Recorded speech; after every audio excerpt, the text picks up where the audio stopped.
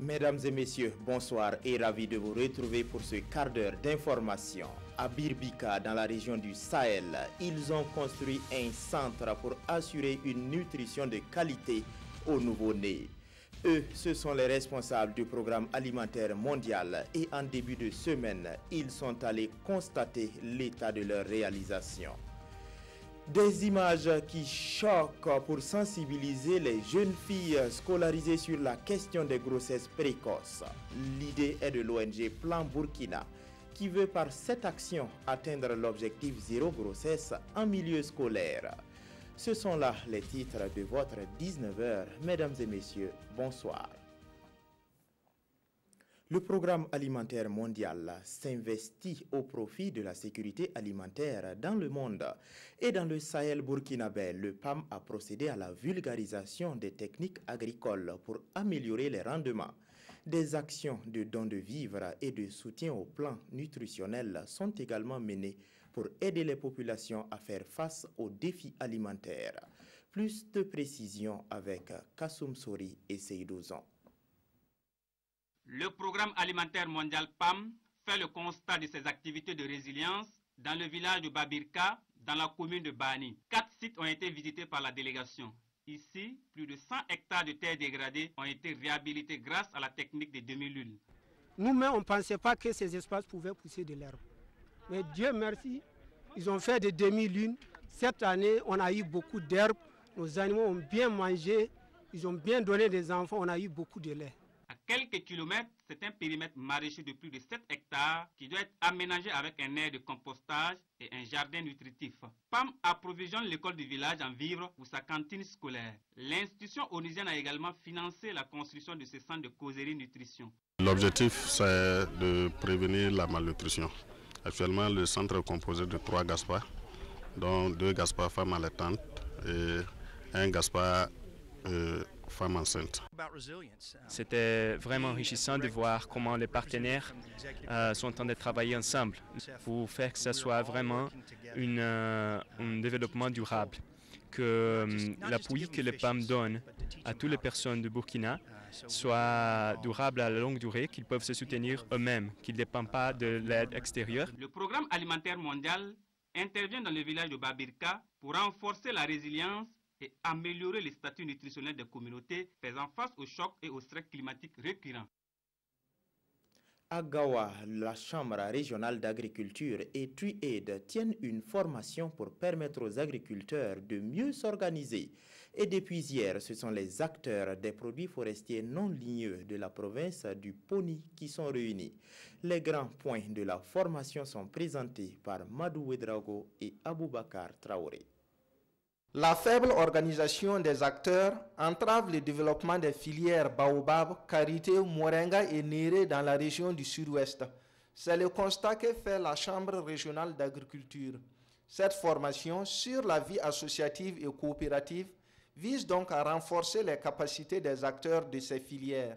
C'est une formation à la fois théorique et pratique qui va les permettre vraiment de prendre des outils, par exemple les outils de gestion administrative et financière, de les mettre en œuvre et il y aura une supervision pour voir si réellement ces outils sont mis en œuvre sur le terrain. Cet atelier de formation de 3 jours doit également permettre à ces producteurs, transformateurs et commerçants de produits forestiers non ligneux de la province du Poni de s'organiser en conformité avec l'acte uniforme relatif aux sociétés coopératives de l'Organisation pour l'harmonisation en Afrique du droit des affaires OHADA.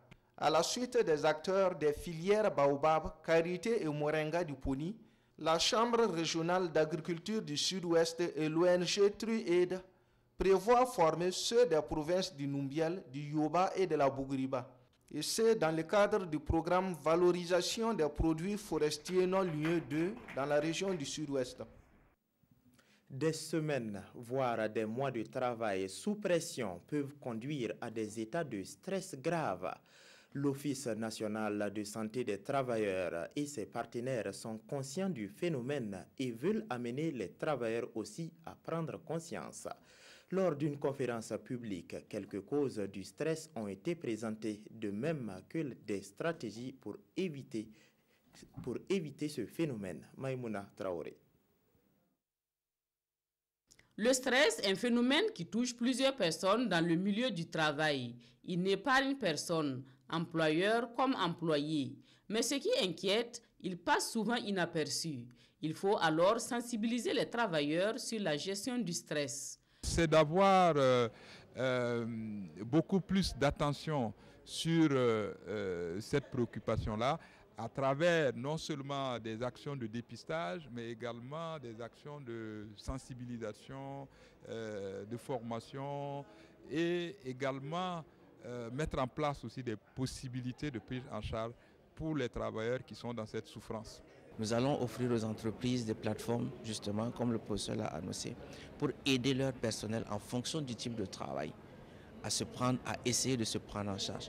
Pour les participants, cette conférence a été riche en informations et en conseils. Ce qui m'a beaucoup marqué aujourd'hui, c'est surtout comment savoir que quelqu'un vit une situation de stress et faire la différence entre certaines notions comme l'anxiété, la dépression et ce que nous appelons généralement en anglais le burn-out. Outre cette conférence, d'autres actions seront menées avec le même objectif, mieux prévenir le stress au travail. Pas de stress en tout cas, Bobo Dioulasso, pour les femmes et les anciens de l'arrondissement 7 qui ont reçu des chèques 118 millions de francs CFA sur celui des femmes et 52 millions de francs CFA sur celui des hommes. Ces fonds sont destinés à les accompagner dans leurs activités génératrices de revenus. La remise des chèques est intervenue en présence de Bitibie Naon et Ismaël Saturnin Paris. Elles devraient pouvoir financer désormais leurs activités économiques. Un chèque de 112 millions de francs CFA à la disposition des femmes de l'arrondissement 7 de Bobo Dioulasso. La philosophie est de favoriser une autonomisation de ces femmes pour leur épanouissement socio-économique. Les anciens de l'arrondissement ne sont pas en marge de cette initiative. 52 millions de francs CFA sont octroyés pour les accompagner. Et nous bénéficions ce soir de cette somme et qui va vraiment engendrer un grand changement au sein de nos familles. C'est un grand sentiment de joie. Vraiment, je suis très content. Ça encourage beaucoup les gens. Les gens étaient dans le besoin. Pour les responsables de l'arrondissement 7 de Bobo Dioulasso, il faut poser des actes concrets pour le développement socio-économique des différentes couches de la société. Nous disons en tout cas à ceux-là qui viennent de bénéficier de ces avantages-là et de travailler à mériter la confiance des autorités que nous sommes et de travailler également aussi à mériter la confiance des institutions financières. Et le slogan de la Caisse le dit très bien, solidaire pour un mieux-être. C'est-à-dire donc que la Caisse est très proche de la communauté. C'est la structure de proximité pour permettre à la population, à la basse couche de la population, de se développer, de s'épanouir. Plus de 500 millions de francs CFA ont été mobilisés par la Caisse populaire de Kolsama en faveur des populations de l'arrondissement 7 au cours de l'année 2018. Une image vaut mieux que 1000 mots, dit-on souvent. L'ONG Plan Burkina s'est approprié cette idée pour des fins de sensibilisation. À travers une exposition photo, l'ONG Plan Burkina veut atteindre l'objectif zéro grossesse en milieu scolaire. Cette semaine, c'est à Kaya que l'ONG a présenté aux jeunes filles les dures réalités d'une mère mineure. Salifou Belem, Zalissa Sanfo. Des histoires d'élèves âgés de 12 à 15 ans et déjà maman, contées ici à travers une exposition photo. Ce sont des histoires de jeunes élèves forcés d'abandonner leurs rêves pour endosser leurs nouvelles responsabilités, celles de mère. Et ces élèves de Kaya découvrent stupéfaits toutes ces histoires. Ils étaient loin de s'imaginer que c'était si dur. Vu ces photos-là, vu comment les filles souffrent, ces raisons-là me forcent à tout faire pour ne pas être dans ce problème demain. J'ai eu un peu de pitié pour ces jeunes filles qui ont vécu en tout cas des aventures en tout cas un peu décourageantes. Vu tous ces cas-là, en tout cas, je vais en tout cas lancer un message en tout cas d'abstinence. Choqué, c'est ce que recherche Plan Burkina, direction régionale du Centre-Nord, à travers cette exposition photo qui a lieu ici. La pire réalité, c'est que ce phénomène aussi se prolonge au niveau des écoles primaires. On se demande comment faire pour que ces jeunes enfants qui n'ont même pas encore fini leur stade d'enfance tombent rapidement dans cette situation. Cette exposition photo va durer 1 semaine et l'ONG espère que tous les élèves de Kaya découvriront toutes ces histoires de vie qui font cas d'école. Une autre école de la vie pour lutter contre les grossesses en milieu scolaire. Pendant que le premier trimestre scolaire tire vers sa fin, la commune de Diapangou organise sa 3e journée de l'excellence. Pour cette édition, plus de 60 élèves ont été primés. Ils ont reçu des lots en nature et en espèces. Alassane Kendrebego, Mahamadi Ouedraogo. Encourager les élèves et les enseignants pour l'excellence de leurs résultats scolaires, mais aussi magnifier l'action quotidienne des acteurs et partenaires de l'éducation. C'est toute la substance de cette cérémonie. C'est d'exhorter les uns et les autres à encore faire mieux pour les années à venir et surtout susciter l'émulation au sein des élèves. Cette année, au niveau de la région, nous n'avons pas eu un lauréat au niveau de la commune. Donc nous interpellons le corps enseignant à plus d'efforts pour que, au niveau régional, nous soyons représentés aussi bien au niveau des élèves qu'au niveau des enseignants.